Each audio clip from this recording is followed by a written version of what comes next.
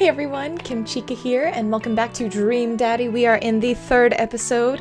I know that I'm going at it a lot slower than other YouTubers, but, I'm enjoying it. So, we are at Amanda's school. Let me move this guy a little bit.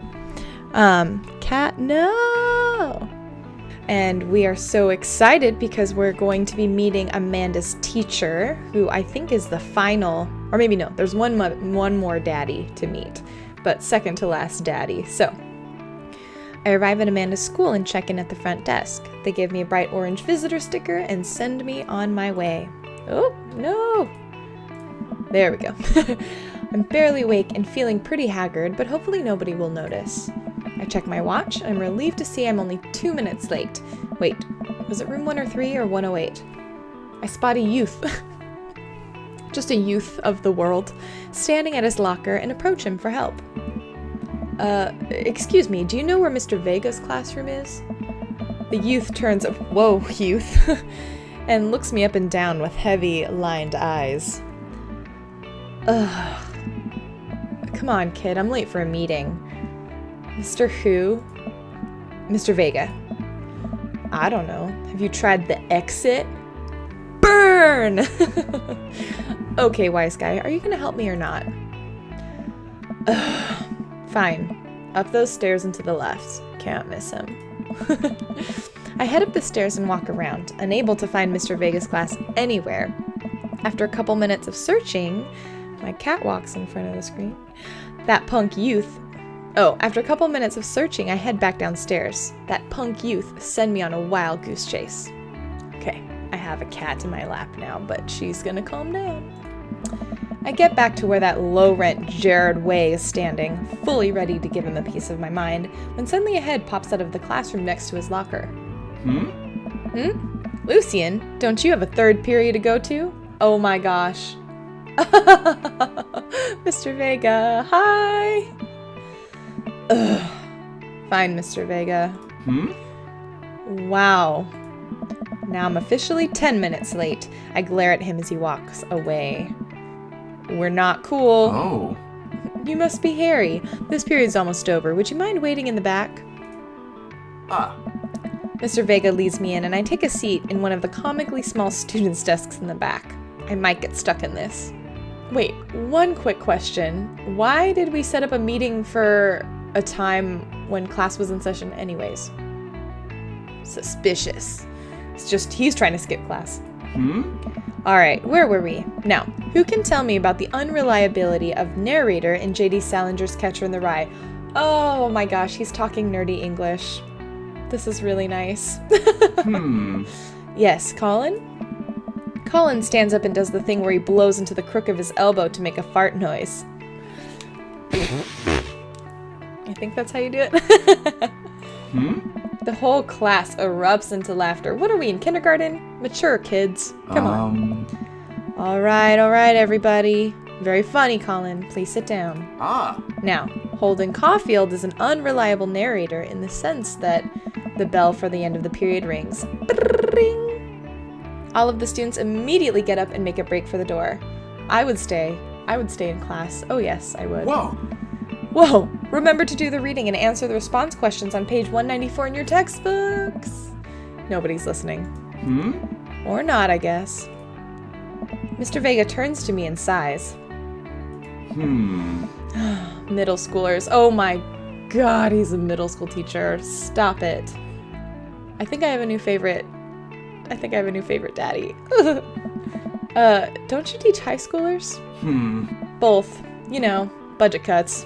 I do know. I once taught middle school and second grade. Middle school and high school. Right. Thanks so much for coming in. No problem, Mr. Vega. Please, call me Hugo. Okay. Or Daddy. I don't normally do these impromptu parent-teacher meetings, but as I'm sure you know, Amanda's a very bright student, and I'm concerned about her recent behavior. Amanda's misbehaving in Mr. Vega's class? No. What's going on? Amanda's never been the most engaged student, but I know she cares. Recently, though, she's been falling behind. She's just not completing assignments, has been doing rather poorly. Excuse me. Doing rather poorly on tests. I'd normally chalk it up to senioritis, but this is strange. I thought Amanda always shared everything with me. It hadn't even crossed my mind that something might be wrong. I just wanted to ask, is everything okay at home? We just moved. She's fine. She has a tendency to bottle things up. I'll just say we just moved. Well, we just moved recently, but it was only to the other side of town, and Amanda was more excited about it than I was. Oh, well, see if you can talk to her about it. I know she values you a great deal and would appreciate your guidance if she keeps heading down this road. I know how important our school is to her, and I would hate to see her miss out on scholarship money that she clearly deserves. I'll make sure to talk to Amanda. Thanks for letting me know, Hugo. Mr. Vega. Daddy. Oh. Anytime. On my way out, I stop, thinking for a moment. I turn to Hugo. Hey, Hugo? Oh. Oh, yes? They ever catch that rye? Oh my gosh, did I really say that? Did I really? Ah. Oof. Yes. Oh! He likes that. Okay. You know what? It's because it's a dad pun. That's why he likes it. It's nerdy. I leave the classroom and make my way out of the school. I'm still a little bit in shock that Amanda was able to hide this so well from me. She's always been such a force for positivity in my life, especially after we lost her father. Amanda must be done with classes for the day by now. I'm sure she would appreciate a ride home. Maybe I can talk to her about what's going on. Pull up the carpool and Amanda hops in the passenger seat. So, did you have fun gossiping about me? Mr. Vega and I actually just gossiped about our celebrity crushes. Or the fact that I have the hots for teacher. So, you talk about Mario Batali the whole time? It was a very productive meeting. I'm pretty hungry. Can we grab some dinner? Sure thing. We can make something at home? Let's go to the mall food court. Who knows? Maybe another guy will be there. Hey. Does that sound good to you? Yeah, sure. Why the mall? Jeez, can't a dad take his daughter to the mall? Will you buy me things? I will buy you a thing. Singular. Sounds like a deal to me. We drive in silence for a short while. Amanda plays a game on her phone. I should say something. You know, sometimes when a kid gets older, they find that they have to keep things hidden from their parents. And that's okay, because sometimes that's what kids do. And that's okay. But also sometimes it's good to have the parents' perspective because, you know, maybe the parents have also dealt with similar situations. And maybe they're a little cooler than you give them credit for. Anyway, what I'm trying to say that it's good to share.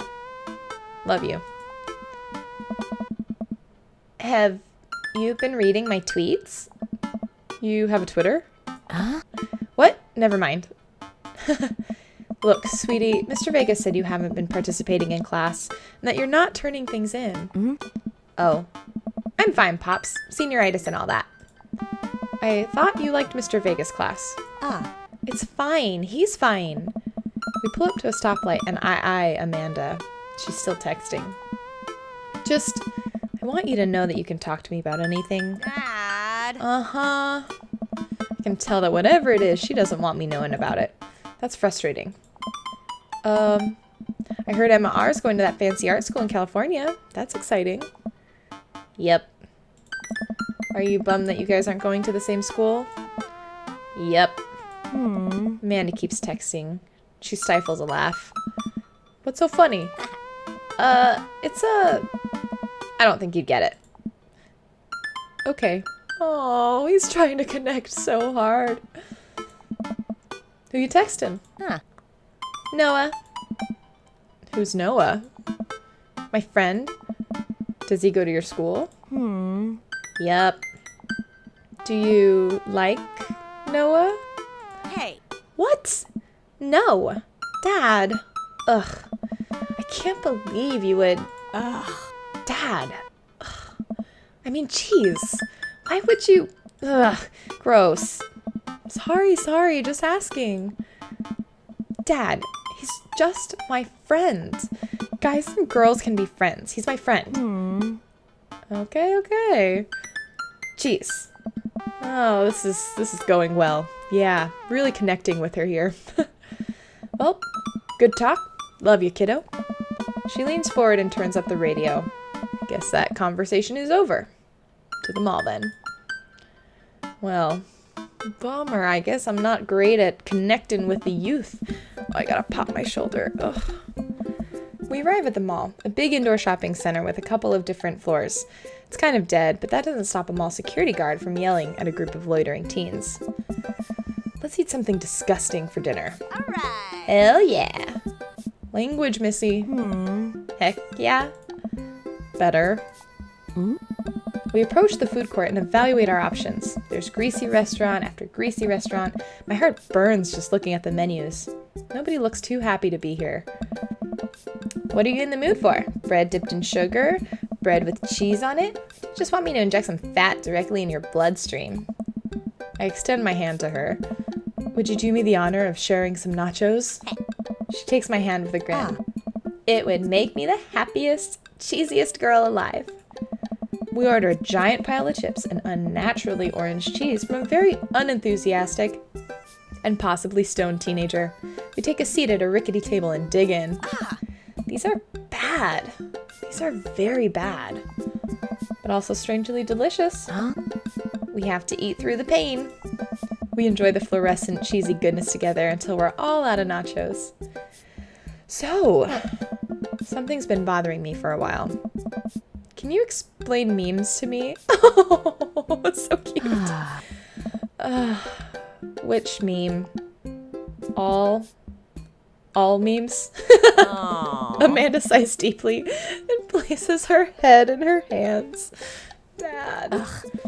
It's complicated. See, memes are inside jokes shared by a bunch of people that get less funny the more people do it.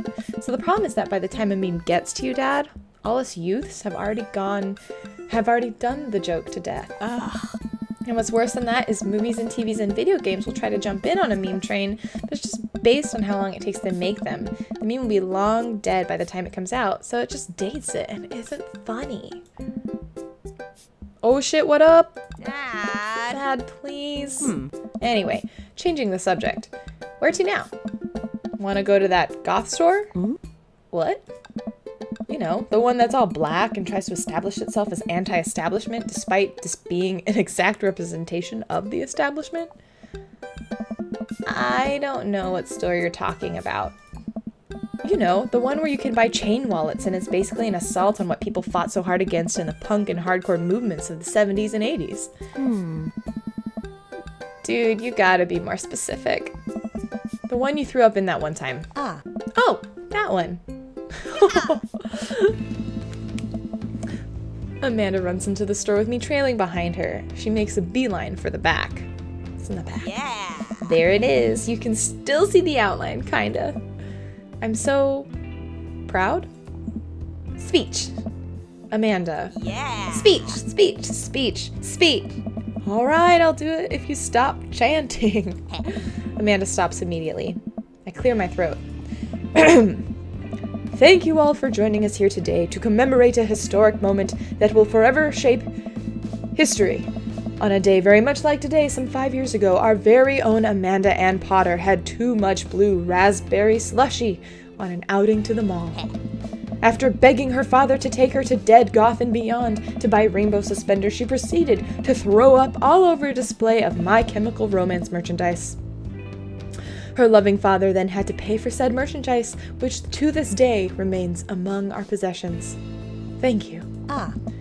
Amanda is moved. She begins clapping, slow at first, then faster and more vigorously.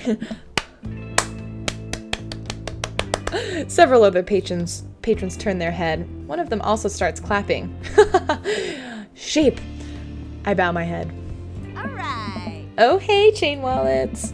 While Amanda busies herself looking at band t-shirts, I try to find something of interest to myself. Not much for a dad to look at in a Dead Goth and Beyond. Peruse the band shirts, ironic mugs, clearance bin. I like myself a good ironic coffee mug. I'm suddenly stricken by existential fear. There's only one number one dad. Then why are there so many mugs here that say that? This whole time I thought I was the only one. If I'm not number 1, where do I place on the global dad ranking charts? I have work to do. Look, this is very important to me. Vampire dad. What?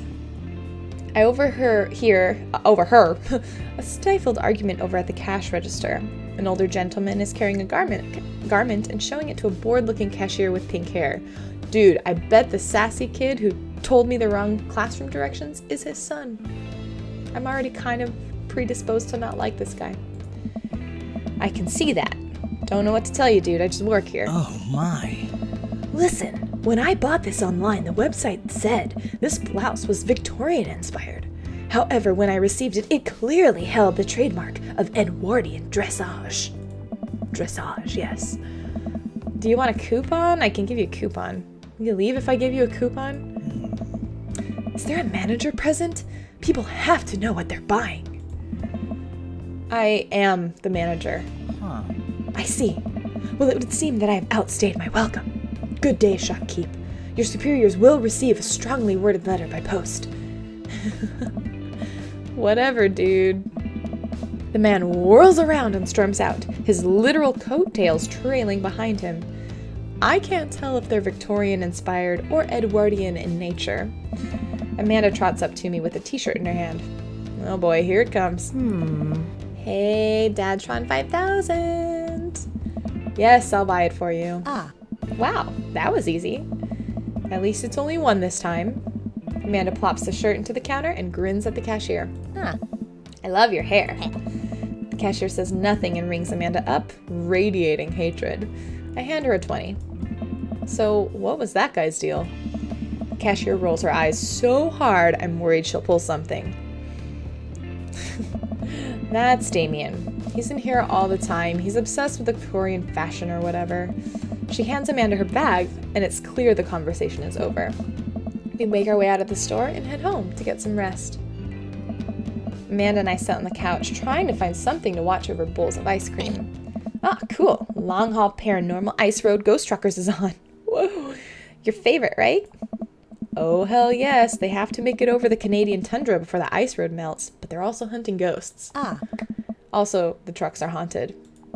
Best show ever. Oh, this is an episode I've already seen, but it's one of the best. Callum and Flint Dogbone, the twin brother truck driving and ghost hunting duo, find themselves in the greatest peril yet. Ah, no, the ghost done got control of the truck. I can't steer them on their damn ice roads.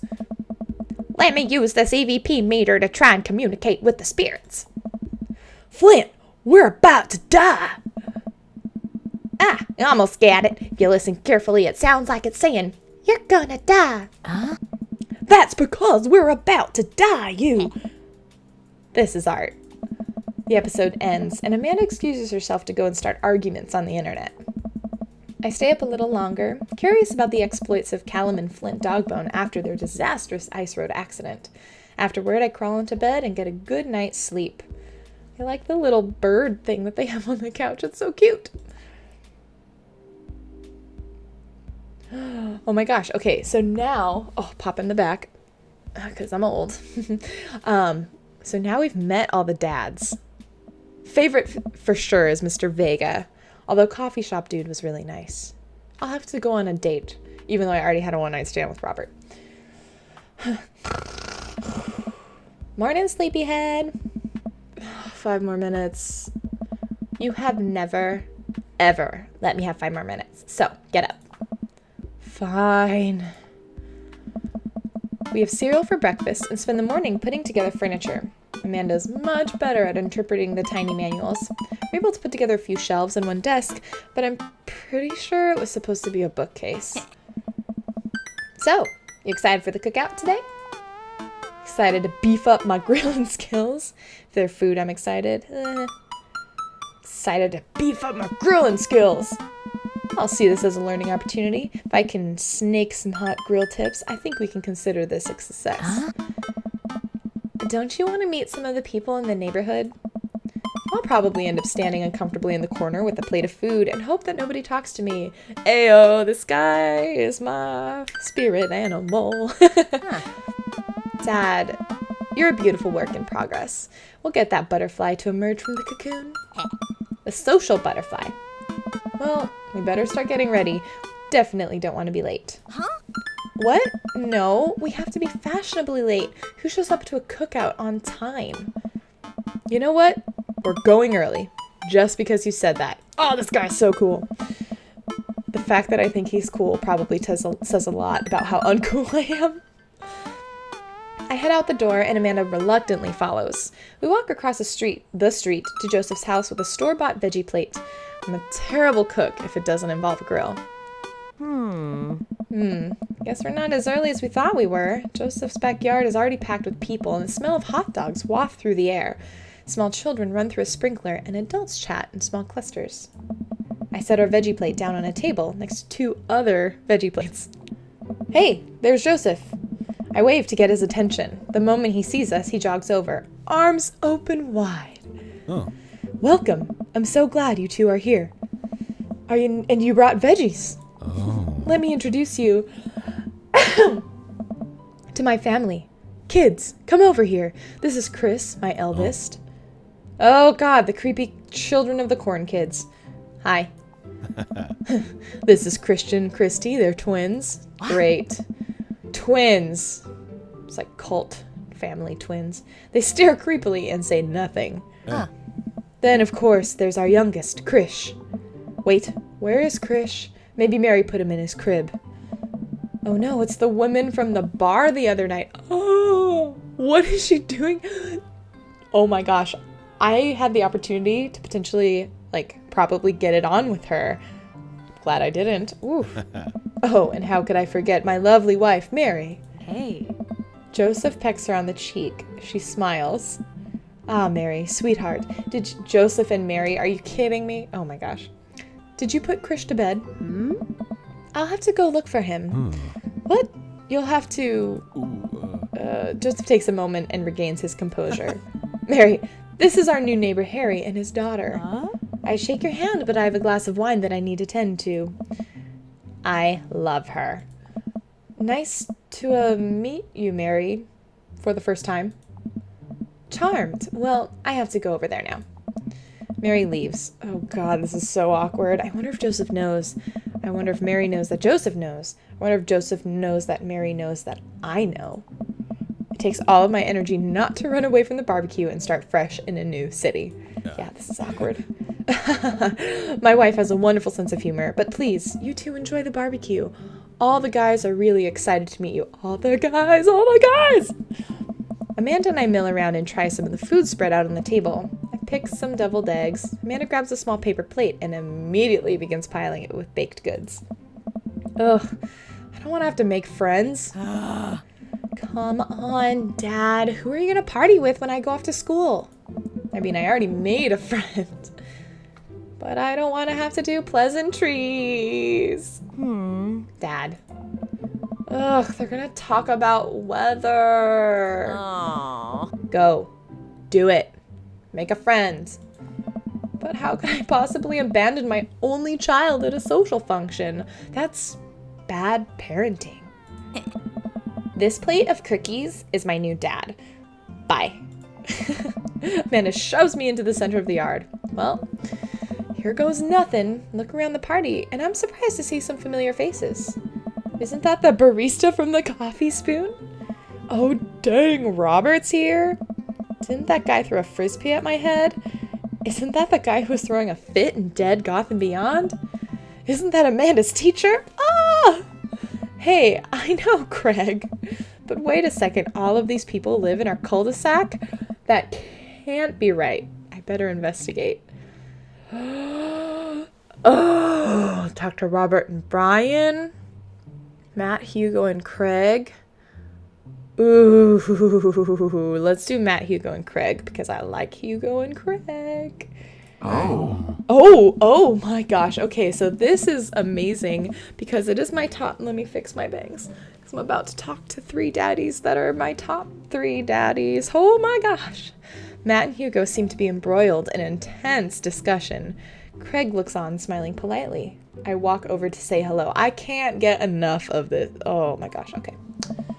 Well, I don't think it's fair to try and compare two art movements like that.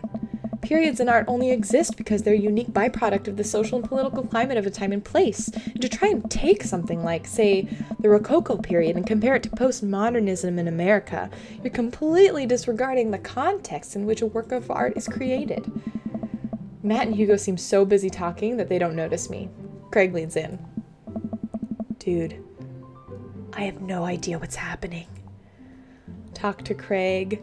Listen in on Matt and Hugo. Oh my gosh. Okay, do I want to go with like Craig, who has the cutest baby? Matt and Hugo.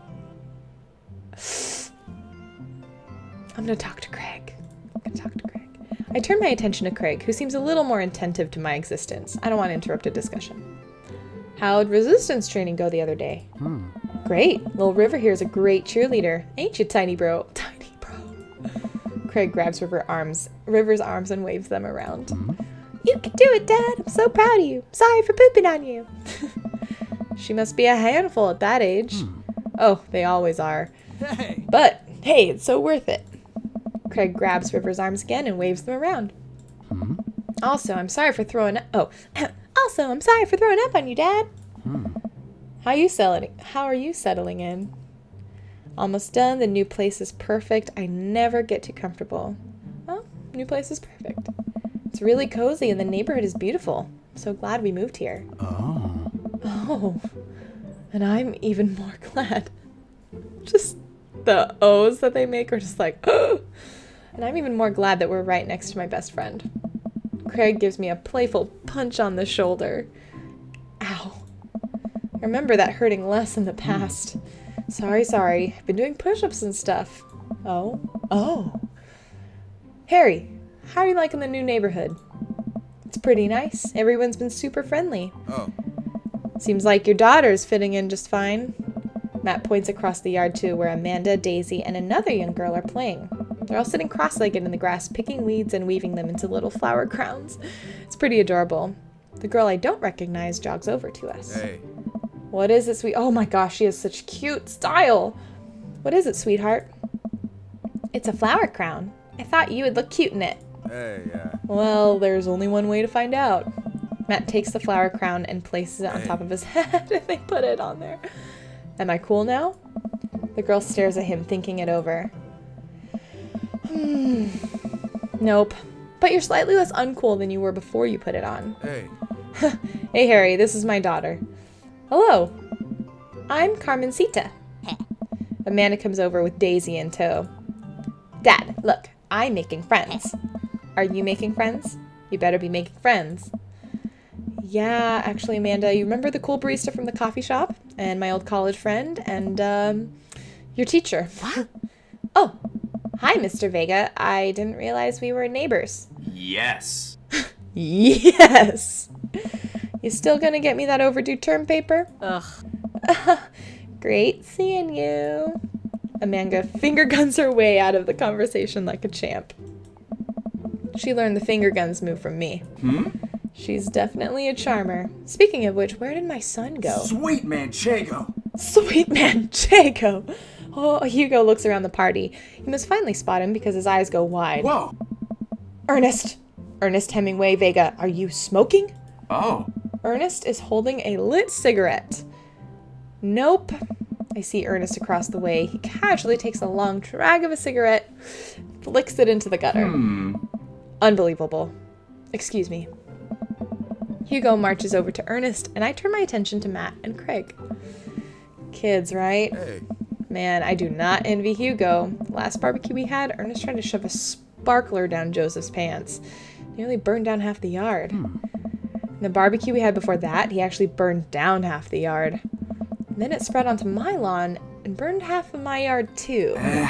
Hugo walks back over to us, practically dragging Ernest behind him. Oh my gosh. Okay, this is the kind of something I want to take into account because Craig has a cute baby. Ernest is not so cute. Kind of an obnoxious jerk so far. Hey everybody, sorry about that. Harry, this is my son Ernest. Hello? Ernest looks away, sulking, his hands shoved deep in his pockets. Hugo nudges him impatiently. Come on, dude. Hey. Nice to meet you, Ernest. What grade are you in? Doesn't matter. Ernest. Okay, I'm in 8th grade. God, are you happy now? I'm sure you were just dying to know. Yeah. Good for you. Can I go now? I'm tired of talking to old dudes who blame my generation for the failing economy. What? This kid is, like, talking pretty smart for an 8th grader. Ouch. Ernest. Oh, yeah, because I'm totally embarrassing you. Ernest puts earbuds in and storms off to stand in the corner. Well, that was certainly something. He seems nice. Hugo puts his head in his hand and sighs. I'm so sorry. He's having a really rough time. As much as I want to be the cool dad, I have to be the authoritarian dad, and he clearly resents me for it. I mean, I think as a dad and a teacher, that's about as authoritarian as you can get. Honestly, aren't any of us cool dads? Is it even possible to be a cool dad? Yes. You 3 are. What? I'm cool as a cucumber. See, that right there. You can't say that. My kids think I'm cool. But for how long, Craig? How long do we get to be the cool dads? I don't know. I don't know. Yeah, sounds great. Yeah, I think we just have to accept the fact that as dads, we've become the machine we once raged against and accept our fate to unironically wear socks with sandals. I mean, I do that, so I guess I am a dad in real life. Your kids may think you're cool now, but the moment they hit puberty, you're doomed. Amanda's 18 and she still thinks I'm cool. I yell across the yard to my daughter. Amanda, I'm cool, right? Amanda just laughs. She keeps laughing. I see your point. As much as we all want it, I don't think it's as important to be a cool dad as it is to be a good dad. Hashtag daddy tips. Hashtag life wisdom. I'm stopping with the hashtags. We can't all be best friends with our kids. It just doesn't work. I mean, look at me and Ernest. Oh. Our job as parents is to make sure our kids turn out okay. Yeah, you're right. But it'd be nice to have it both ways. Hearing these guys talk about this makes me think of my relationship with Amanda. We get along so well, but there might come a time when it won't be like that. Is college when that happens? Hey. Don't let us eat up your time, Harry. Go meet some of the other people around the neighborhood. My gosh, okay, let's talk to Robert and Brian, because they're my next 2 favorites. Joseph and Damien are like, not really.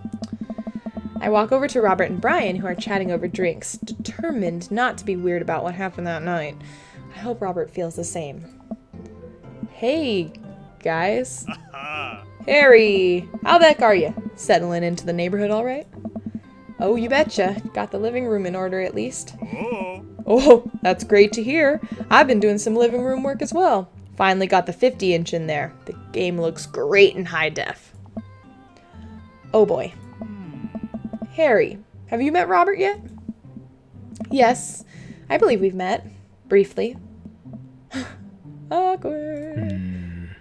Hey. Robert takes a long sip of whiskey. Robert robotically extends a hand. I shake it as he stares unblinkingly into my eyes. Oh God, what does it mean? Ah! How's it going? It's good. Robert focuses on the whiskey he's holding. He takes a long sip. Maybe he's nervous. Do I make him nervous? Great. Look at my friends becoming friends. Us dads gotta stick together, you know? Us dads? Robert has a kid. Oh, I didn't know you had kids. Robert continues to stare at me. Jesus, does this guy ever blink? Yep. Cool, that's cool. We stand in incredibly uncomfortable silence for several moments until... We gotta get off this haunted truck. Oh no, the ghost locked the doors. Daisy and Amanda run up to us, thank God. Alright. Quick, hit the emergency escape button. But trucks don't have emergency escape buttons. Ugh. Then hit the brake, I guess, and then we'll get out of the truck. The imaginary truck? Anyway, we're safe from the ghosts, but how will we ever survive this Arctic tundra? Daisy, you might have to eat me. Are you prepared to do that? I'm prepared to do anything to survive. Ah. That's cold-blooded. I like that. Although, I'm not sure I have the materials required to properly cook you. Wait a second. Are you guys playing Long Haul Ice Road Paranormal Ghost Truckers? Yeah? Amanda and I love that show. It's the best. Especially that episode where Callum hides Flint's keys and Flint retaliates by breaking an ancient cursed urn and sending the spirit after him. Yeah, it's such quality reality television. Alright, Daisy, I found us a couple bugs. They're gonna make a great meal. Lots of protein. Gonna keep us from starving out here in the harsh, icy wasteland. But there's a whole table of food right... Daisy, it's a game. We're playing pretend. It's what kids do. Live a little. Amanda gives Daisy a handful of gummy worms from the snack table. They eat them with mock disgust. Blech. Let's go find kindling for a fire. Hey! Hey, okay. But not an actual fire? Because we're playing pretend?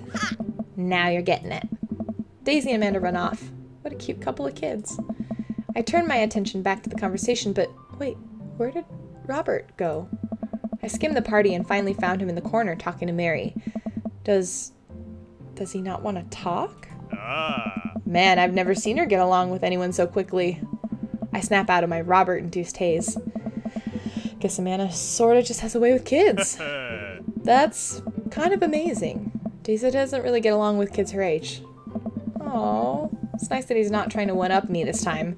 Maybe we can have a regular friendship after all. Right, Poke-daughter battle. Really? She just kind of keeps to herself. Her teacher says she spends every recess in the library. I think the other kids are intimidated by her intelligence. I mean, he just had to slip that in there. There it is. I wouldn't worry about it too much. Amanda was shy at Daisy's age too. She used to have a habit of crawling under tables and crying every time we took her to a restaurant. She bit people too. Oh, kids, right? Gotta love them. You're required to by law. Well, since they're getting along so well, maybe we should try and put together a little play date for them. Yeah, that'd be nice. Well, I don't want to take up too much of your time. Go meet some of the other fellas. Okay, I guess I'll talk to Joseph and Damien. I spot Joseph chatting with the guy from Dead Gotham Beyond by the grill. I wonder what they're talking about. I walk over to them. So, I'm curious. Can you walk me through why you had your house painted black? Where do I even start? The house stays warmer in the winter, provides an artistic contrast to the rest of the neighborhood, and it complements the crimson interior perfectly. It's definitely an interesting choice. Thank you. I'm very proud of my abode. Harry, I was just having a conversation with Damien here about his aesthetic design decisions. Damien regards me up and down with a warm but critical eye. Violet eyes. How do you do? I don't believe I've had the pleasure. I think I saw you in Dead Gotham Beyond the other day. Damien's face turns bright red. I must apologize for my behavior on that day. You see, I take the goth lifestyle very seriously. Can't say that. I can't say that seriously. And to be caught in a ruse by such a corporation as Dead Gotham Beyond was profoundly frustrating indeed. I hope you know that while my anger may have been justified, it was no such way for a gentleman to act. It's okay, man. Do tell me about yourself. Are you new to the area? Yes, my daughter and I just moved in the other day. She was the one I took to Dead Gotham Beyond. Very good taste on her part. Does she partake in the goth lifestyle? Think for a second. I look over to Amanda, who's hanging out with some of the older kids in the neighborhood. What? Hey, Amanda! Would you consider yourself a goth? Amanda yells back. I wouldn't necessarily try to fall under any one specific label, but I guess if I had to choose, I would more describe myself as twee hipster with some normcore leanings. Bats are cool, though. Pity. Are you enjoying the party so far?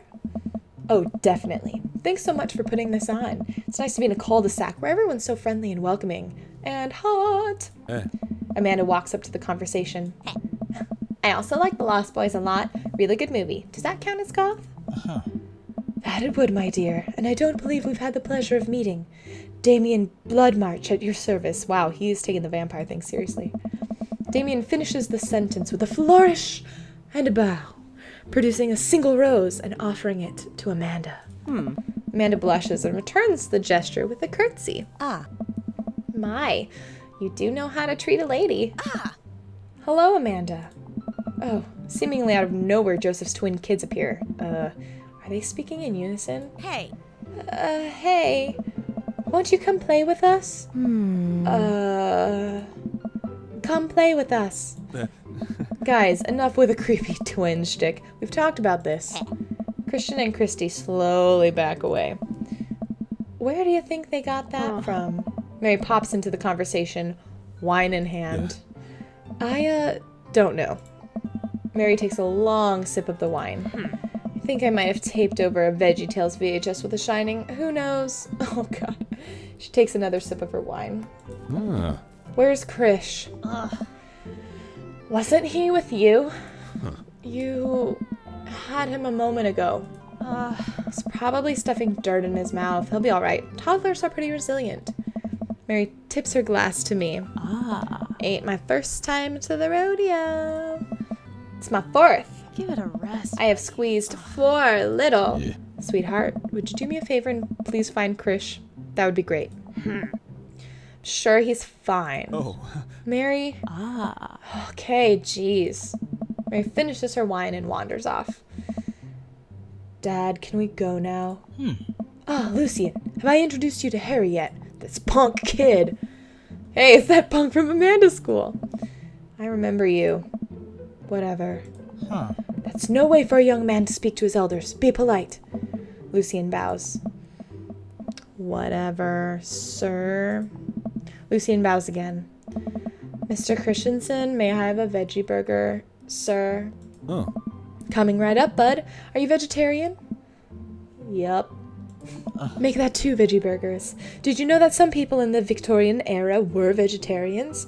They described carnivorous type of people as bloodlappers. Dad. That's really interesting, Damien. Joseph turns to the grill. Just a hint of tattoo peeks out from underneath his sleeve. What? I can't believe I didn't notice it before. It looks like the bottom of an anchor. Whoa, is that a tattoo? Yeah. Yep, wasn't always a youth pastor, you know. That's so cool. Wanna see mine? What? Lucian pulls back some rubber bracelets, revealing a lopsided 666 in black ink. My buddy gave me a stick and poke tattoo last week. I think it's healing up pretty good. Lucian! We'll talk about this later. That's pretty cool. What's the significance of the tattoo? I don't know. I just thought it looked sick. Well, in my opinion, the only reason you need to get a tattoo is because you want one. Careful, though, that number carries weight. Man, Joseph is a way cooler youth pastor than I thought. Just figured youth pastors popped out of the womb with a Bible. Wonder what he did before preaching. And without further ado, let's work some magic. Joseph closes his eyes, takes a deep breath, and gets to work. With the greatest of ease, he sets patties on the grill, flourishing as he flips his spatula in the air. It's easily some of the best grill work I've seen. You guys think this is my first time in front of a grill? He's working faster now, effortlessly tossing cheese onto patties and perfectly grilling onions on the side. One after another, the dads take notice and crowd around Joseph to admire his masterful technique. Grilling party, wow, really. Probably didn't know this, Harry, but Joseph's known around here for his grillsmanship. He's ungrill-leavable. Hey. I've tried to get on his level, but I just can't catch up. Oh. Let us keep studying. He has a rare quality about him. Mustard, we keep talking about this. Can't we just appreciate the artist? I've never seen him make a mistake. Okay, we need to stop. This is getting too cheesy. Please stop. Please keep going. This is the best. All of the children at the party boo the glorious display of puns in unison. Boo. Nice. All right, guys, the food's ready. Please form an orderly barbecue. Oh, Joseph wins for the best pun. Amanda groans. We all grab our food and hang out, enjoying perfectly cooked cheeseburgers. Aye. Man, it's so wild how all of us dads live in the same cul-de-sac. Kind of nice, isn't it? Feels like there's a real community here. Totally helps when you're just a single dad trying to raise a kid. Single, probably soon to be single. We're happy to have you here, man. I think you're gonna like this neighborhood a lot. Oh. Plus, Amanda seems to be getting along with all of the kids. She decides to get in the babysitting game. She'll make a killing. I mean, why don't you add us all on Dad Book? Stop. Dad Book? Yeah, you. It's a great social network for dads to keep in touch with each other. We're all on it, so if you ever need to reach out to anyone, that's the simplest way to do it.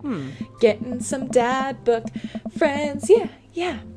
Sorry, I'm just an old-fashioned dad. Social media goes over my head sometimes. Don't worry, Pops. I'll help you figure it out. The rest of the barbecue goes smoothly. We all trade stories and drink beer as our kids play on the lawn. Amanda breaks up a fight between Carmencita and those weird twins. I think they wanted her soul. Oh my gosh. Amanda and I walk back to our place as the sun sets over the neighborhood. Pretty fun party, don't you think?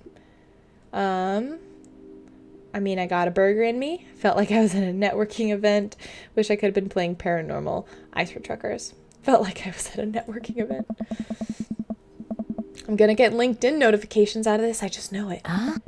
You don't think it's nice that people want to connect with you? Not when their affection jams up my inbox, metaphorically speaking. Well, hey, at least you met some other cool dads. You should hit them up on Dad Book. Maybe I will, if I ever figure out how social media works. I have a good feeling about this place. Me too, Dad. Oh, that's so nice. Amanda and I arrive home with the remnants of our veggie plate. Seems like nobody was really into the cauliflower. Isn't that the truth? Every time. Broccoli comes at a second place. Any big plans for this evening? Actually, yeah, I'm going out with some friends. Oh. Is that okay? Of course, just keep me posted. And I'll be home before midnight. You got it. And be careful. Yeah. I will. Make good choices. Of course. And call me if you need anything. Dad, you're not going to do the thing where you wait silently for me to come home in the living room with all the lights off, are you? What? No, I've never done that, and I will never do that. Okay. Do you have plans tonight? My plans were kind of to eat ice cream and watch TV with Amanda, but I'll find something to do. I'm gonna work on some stuff, see how long I can sleep for, throw a party. I'll just work on some stuff. You know, dad stuff. I'm just relaxing tonight. Have fun, okay? Great. See you later. Bye. I watch Amanda drive off into the night. I really do hope she has fun. Plop down in front of the TV and turn on some Wine and Dine Mastermind with celebrity chef Gavin Chapman. Looks like Gavin's making a roasted rack of lamb with rosemary mashed potatoes. I'd love to be able to cook like that. But I think if I was actually good at cooking, I'd use my powers for evil, like just making baked Alaskas all day instead of any food of real nutritional substance. Man, Gavin Chapman just caught that thing on fire, but he meant to do it. What a professional. I lose track of time as I blaze through several episodes of Wine and Dine Mastermind, and also one episode of some cooking show called Meat Hell. I'm not even sure what that one is about. It was just a lot of yelling. Glance at my watch. Man, it's almost midnight. I should check in with Amanda. I send a text. Hey kiddo, you good? I wandered into the kitchen as I wait for a reply. Amanda's phone is almost always in her hand, so I'm sure she'll respond soon. Unless she's driving home now, in which case I hope she doesn't respond soon, because I definitely taught her better than to text and drive. And with that, I think this is the perfect place to stop. I feel like there's something that's going to happen to Amanda, and that makes me kind of nervous. I hope not. I hope I'm just building drama into something that's not dramatic. But wow, what a barbecue. We met like all the dads again. My favorites are definitely Craig, coffee shop dude, what was his name? Matt, I think, and Hugo. Those are the top three for sure. Robert is like really close. I'd love to get to know him more because like his intense stares are just kind of intriguing to me. Brian is next. Then I would say Joseph and Damien are kind of both tied for last. Maybe Joseph's a little bit higher than Damien, but not into the whole vampire goth thing. But he also seems quite nice. He's teaching his son manners, which is more than what Hugo is. Well, Hugo's trying. His son is just really kind of going through a phase. But I will see you guys next time. Please click like if you enjoyed this video. This was a longer one, but I wanted to finish the barbecue. And click subscribe if you'd like to see more Dream Daddy from me. World to the West is the other game I'm playing currently. And yeah, indie highlights, indie videos, and some random stuff. PAX is coming up, so we'll have some fun PAX related things happening soon. And I will see you guys next time. Bye!